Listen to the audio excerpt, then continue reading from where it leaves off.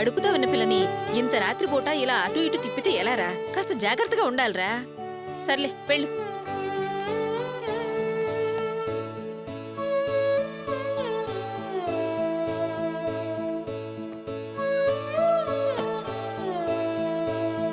అమ్మా నాకు నిద్ర వస్తుంది, వెళ్ళి పడుకుంటాను. ఒరేయ్, బుర్ర తక్కువ వెదవా, ఇలారా. ఏరా, జీవితాంతం ఇలా తినడం నిద్రపోవడమే అయితే ఇంకా మేలుకునేది ఎప్పుడు, జాగ్రత్త పడేది ఎప్పుడు రా? ఏంటమ్మా నువ్వు అనేది? బుర్ర తక్కువ వెదవా, నీకేమీ అర్థం కాదు. చెప్తాను విను. వాడెంత ముఖ్యమైన విషయం చెప్పాడు. ఆ మాట విన్నాక అసలు నీకెలా నిద్రపోవాలనిపిస్తుందిరా? ఆ రాజకీయ నాయకుడు తిరిగిచ్చే 2 లక్షల రూపాయలు ఎవరివిరా? ఎవరివి? నీవే కదా. నీ ఉద్యోగం కోసం కట్టిన డబ్బు నీకే కదా దక్కాలి. ఆ రాజకీయ నాయకుడిని కనీసం డబ్బులన్నా తిరిగి ఇప్పించండి అని ఎంత బతిలాడుకున్నాను నేను. ఇప్పుడు ఆ డబ్బుతో వాడు షెడ్డు లీజుకు తీసుకుని సంతోషంగా ఉండాలని చూస్తుంటే మనం చూస్తూ ఎలా ఊరుకుంటావురా? అమ్మా అరవకరా. అయినా ఆ డబ్బు నాదెలా అవుతుంది?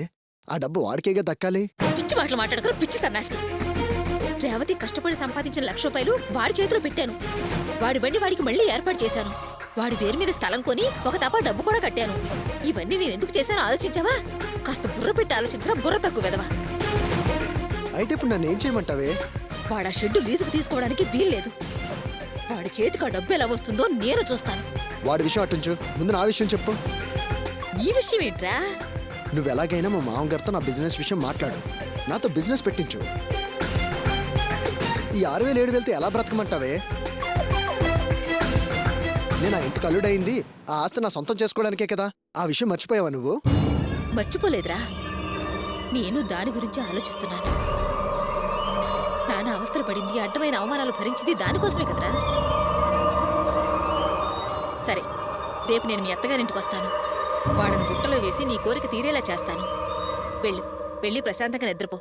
అమ్మా, నేను పెద్ద బిజినెస్ మ్యాగ్నెట్ అయినట్టు కళ్ళు కట్టు పడుకుంటాను. మా నాయనే కళ్ళేంట్రా? నీ కళ్ళన్నీ నిజం చేసుకుందు గాని పడుకోపో. మా మంచి అమ్మ.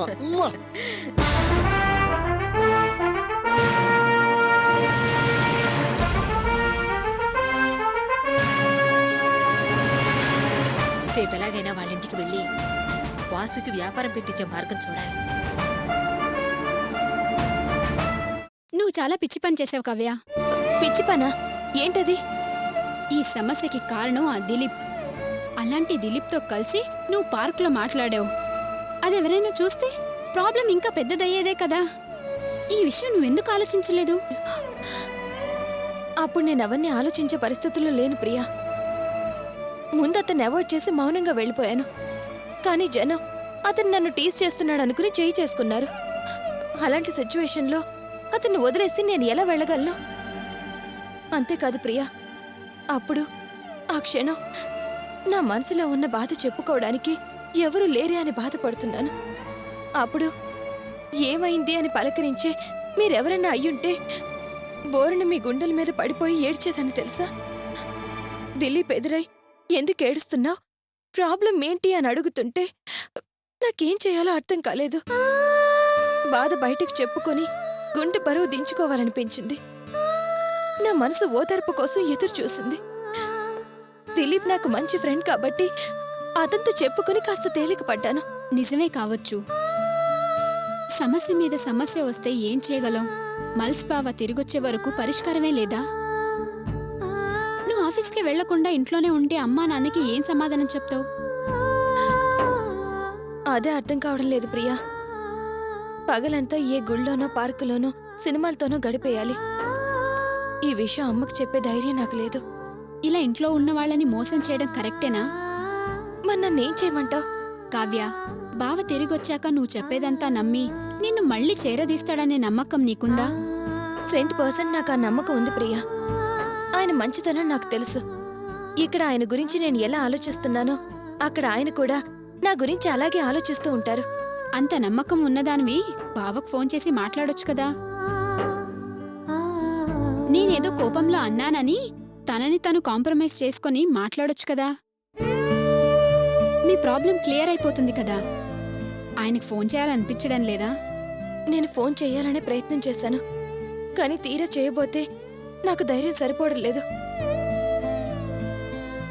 తీరా నేను ఫోన్ చేసిన తర్వాత తను కోపంగా ఎందుకిలా ఫోన్ చేసి నన్ను వేధిస్తున్నావు అంటే ఆ మాట విని నేను తట్టుకోలేను. కానీ ఆయన నా గురించి తలుచుకుంటారు, అది మాత్రం నిజం. ఆయన తిరిగి రాగానే నా సమస్యలన్నీ క్లియర్ అయిపోతాయన్న నమ్మకం నాకుంది. కావ్య, జరిగిందంతా మర్చిపో అన్న క్షణం నా మనసు తేలిక పడిపోతుంది. నేను ఫోన్ చేస్తే కోపంగా ఒక్క మాట అన్నా నా నమ్మకం వమ్మైపోతుంది. నేను అందుకే ఫోన్ చేయడం లేదు.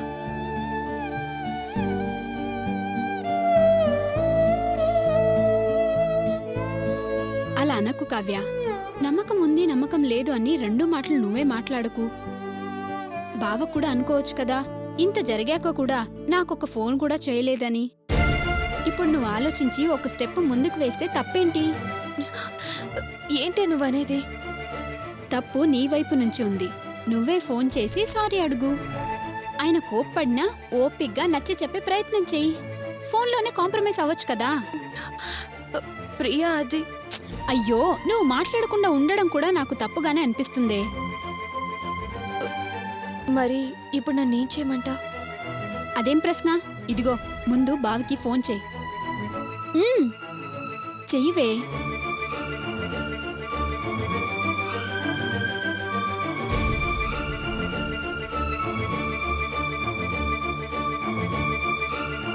ఏమైంది? రింగ్ అయింది, కానీ కట్ అయింది. ఆయనే కట్ చేస్తున్నారనుకుంటా. ఎందుకు కావే నెగటివ్గా ఆలోచిస్తావు? తను ఫోన్ తీయలేని పరిస్థితిలో ఉండొచ్చు, లేదా ఏదైనా మీటింగ్లో ఉన్నారేమో. అయినా బావ కోపం క్షణాలు తగ్గిపోయేది కాదు కదా. చాలా కోపంగా ఉన్నారు కదా, కాస్త ప్రెస్టేజ్గా తీసుకుంటారు.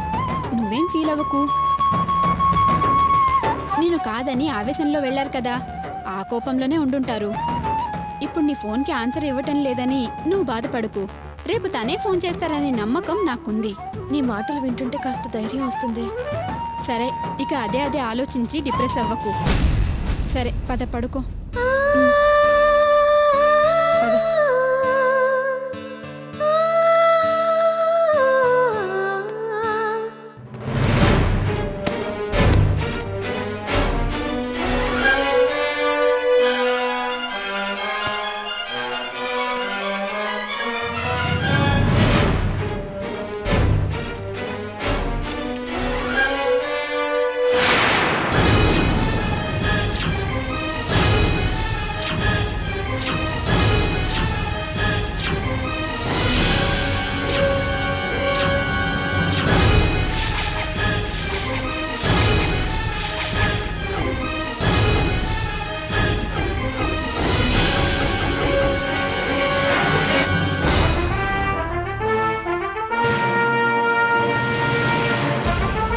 ఏంటే ఇది? నువ్వు గీసిందే కదా? ఇతను వదిన వాళ్ళ అన్నయ్య దినానే కదా? ఇతని బొమ్మ నువ్వు గీసావంటే నీకు అతనికి లవ్వా ఏంటి?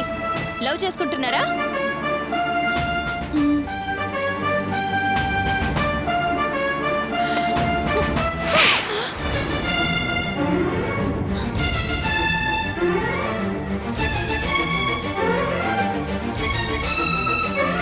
ఎంత ధైర్యం ఉంటే ఇంత పెద్ద తప్పు చేసి గోపి బావ మీద నింద వేయగలిగావే నువ్వు?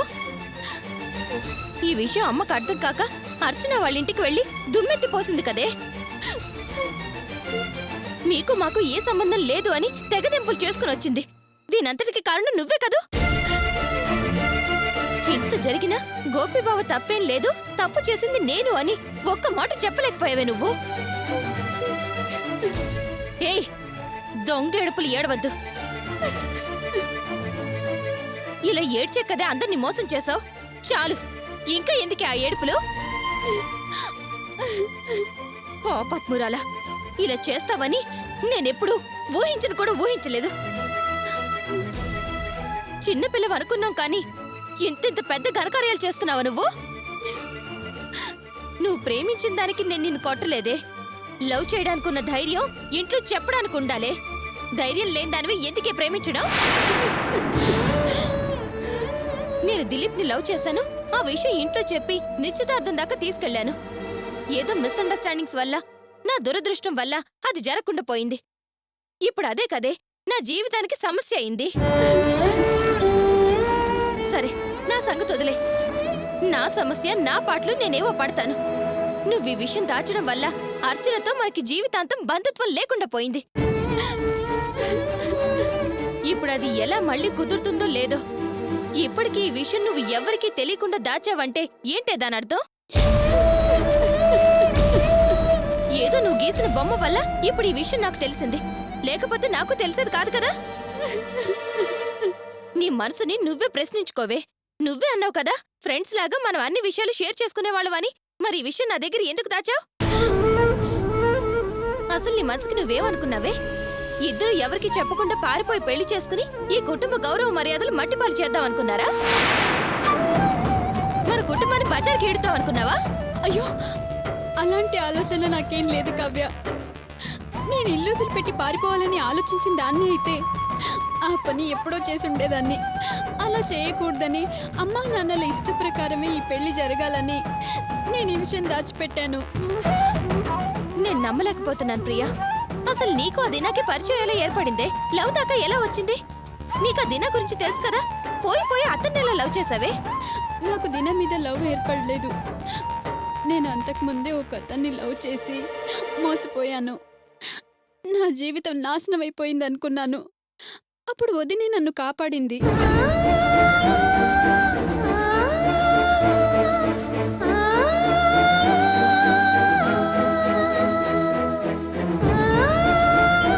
అది జరిగింది. ఇంత జరిగినా నువ్వు కాస్తైనా బయటకు పొక్కనివ్వలేదు.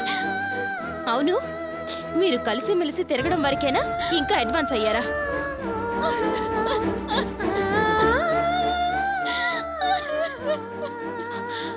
అయ్యో ప్రియా, ఏడోకే. I'm sorry. నేనేదో కోపంలో అలా అడిగేశాను. నువ్వు నా చెల్లెలివే, నా రక్తం పంచుకు పుట్టిన దానివి. నువ్వు అలాంటి తప్పు చేయవు. పెళ్ళి అమ్మా నాన్నలు ఇష్ట ప్రకారం జరగాలని ఆలోచించిన దానివి. అలా ఎందుకు చేస్తావులే? ఊరుకో. నాకు నీ మీద నమ్మకం ఉందిరా. కావ్య, నువ్వు నా మీద పిచ్చి నమ్మకంతో ఉన్నావు. కానీ నేను నీ నమ్మకాన్ని వమ్ము చేశాను. నేను చేసిన తప్పుని చెప్పుకోలేక, దాచుకోలేక కుమిలిపోతున్నాను. ఊరుకో ప్రియా, ఏడోకో. దినా అంటే మన ఇంట్లో ఎవరికీ నచ్చదు. కానీ నువ్వు అతను మారిపోయాడని పూర్తిగా నమ్ముతున్నావా? తెలివైన దానివి. తప్పు డెసిషన్ తీసుకుని ఉండవు. నువ్వింత పెద్ద విషయం దాచగలిగావంటే నేను ఇప్పటికీ ఆశ్చర్యపోతున్నానే.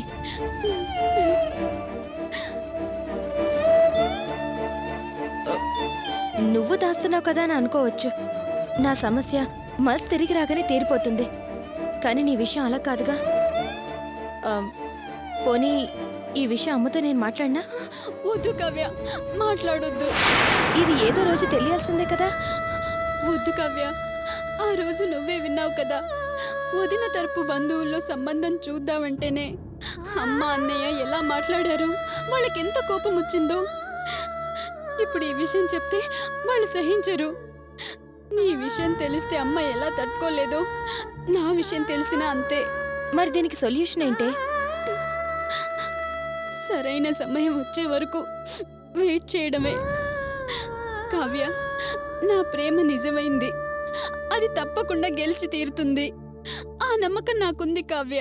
ప్రియా, నీ రూమ్ లో ఇంకా ఏంటి లైట్ వేసింది? పడుకోలేదా? అమ్మో, అమ్మ వస్తుందేమో. సరే, నువ్వు పడుకో.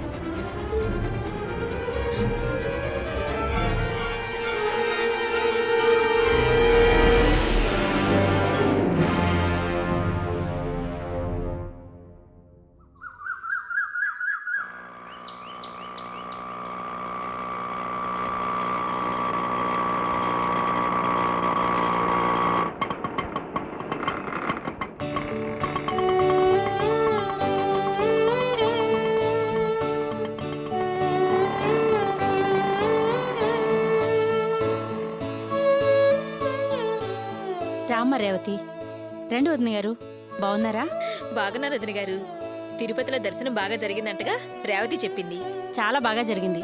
కాలినడకన కొండెక్కాం కదా దర్శనం తొందరగా చేసుకొనిచ్చారు. అలాగా? అవును, కారు కనిపించట్లేదు. అన్నయ్య గారు బయటికి వెళ్ళారా? అవునండి, ఏదో పనుందని పొద్దునే బయటకు వెళ్లారు. తప్పుతుందా మరి? అన్నిటికీ ఆయన ఒక్కరే కదా. వ్యాపారాలు, వాటి పని మీద పొరుగురు వెళ్ళటాలు ఒంటి చేత్తో చేసుకోవాలి కదా. అవును, అయినా ఈయన పని మీద ధ్యాస పెట్టే మనిషి. అలాగే ఉండాలేండి, లేకపోతే చాలా కష్టం. అలా కష్టపడబట్టే కదా ఇలా ఆస్తి, అంతస్తు, పేరు ప్రతిష్టలు సంపాదించగలిగారు. అమ్మా, నేను బయలుదేరుతాను, మీరు మాట్లాడరండి. ఎక్కడికి రా? ఇంకెక్కడికి? నాకు ఉద్యోగం ఉందిగా, కానీ శ్రమ ఎక్కువ, జీతం తక్కువ. ఉద్యోగానికా? అవును, ఉద్యోగానికే. ఇన్ని రోజులు ఏదో ఒంట్లో బాగోక ఇంటి పట్టునే రెస్ట్ తీసుకున్నాను. ఇంకా ఎన్నాళ్ళు పని పాట లేకుండా ఇంట్లోనే కూర్చోను, తిండి దండగా. ఏదో దెబ్బ తగిలింది కాబట్టి ఉండాల్సి వచ్చింది. వెళ్ళి మేనేజర్ని కలిసి జరిగిందంతా చెప్పి మళ్ళీ కంటిన్యూ అయిపోతేనే మంచిది కదా. ఇప్పుడే కదా కాస్త ఆరోగ్యం కుదుట పడింది, అప్పుడే ఉద్యోగానికి వెళ్ళాలా? అవును వాసు, ఇంకొన్నాళ్ళు రెస్ట్ తీసుకొని ఆరోగ్యం పూర్తిగా బాగుపడ్డాక వెళ్ళొచ్చు కదా. ఇప్పుడు బాగానే ఉన్నాను కదా. ఊరికి ఇంట్లోనే గోలు గిల్లుకుంటూ కూర్చుంటే బోర్ కొడుతుంది. అదే కాకుండా ఊరికే తిని కూర్చుంటే ఏం గౌరవంగా ఉంటుంది చెప్పు.